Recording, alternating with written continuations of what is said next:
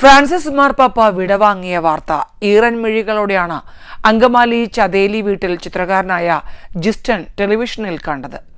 കാരണം പാപ്പയുടെ ഛായാചിത്രം വരച്ച് പാപ്പ ഇന്ത്യയിലെത്തുമ്പോൾ സമ്മാനിക്കുക എന്നത് ജിസ്റ്റന്റെ വലിയ സ്വപ്നമായിരുന്നു.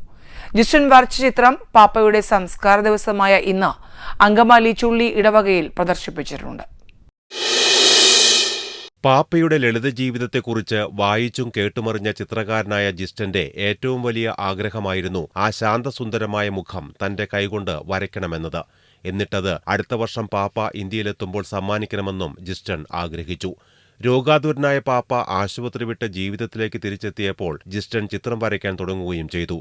എന്നാൽ ആ നിമിഷമാണ് പാപ്പയുടെ മരണവാർത്ത ടിവിയിൽ തെളിഞ്ഞത്.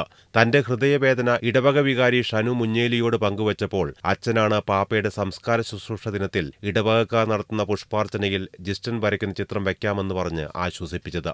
പരിശുദ്ധപിതാവ് ഫ്രാൻസിസ് മാർപ്പാപ്പയുടെ വിയോഗത്തിൽ ചുള്ളി സെന്റ് ജോർജ് വിശ്വാസ പരിശീലന വിഭാഗം പാപ്പയുടെ ജനനം മുതൽ മരണം വരെയുള്ള കാലഘട്ടങ്ങളെ കൊളാഷ് രൂപത്തിൽ അവതരിപ്പിച്ച് പള്ളിയിൽ അത് പ്രദർശിപ്പിക്കാൻ പ്ലാൻ ചെയ്തപ്പോൾ പാപ്പയുടെ മനോഹരമായ ഒരു ചിത്രം പള്ളിയുടെ മുമ്പിൽ സ്ഥാപിക്കാനും അതിൽ പുഷ്പാർച്ചന നടത്തുവാനും പ്ലാൻ ചെയ്തു.